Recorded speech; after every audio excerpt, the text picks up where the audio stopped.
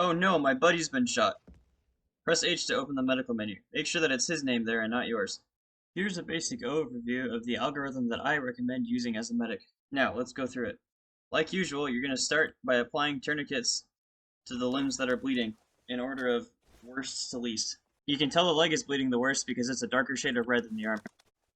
Then start treating his torso or his head if it's bleeding. Once that's stable, regardless of whether there are limbs that are bleeding, select a non-tourniqueted limb and start giving him an IV. Then you can start healing the tourniqueted limbs as normal. After that's done, remove the tourniquets. Now, while we're still waiting for the IV to trickle, we can heal his fracture by applying a splint. At this point, we're just waiting for the blood to go into his system. You can check his pulse and his blood pressure to make sure that it's okay.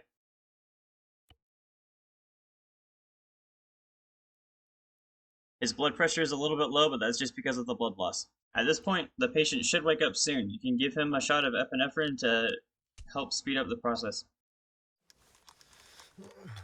And there he is. If he doesn't wake up by the time your initial IV is done trickling into his system, you can give him another IV of 250 milliliters, unless it still says lost a lot of blood, in which case you should give him another 1,000. At this point, he's still in pain, so you can give him a shot of morphine now that he's awake. If you do this before the patient wakes up, it'll slow his heart and he's likely to never wake up. Once your patient is conscious and has enough blood in him, you can use the personal aid kit, which will close up all of these injuries and make it as if they never existed. Notes about the personal aid kit.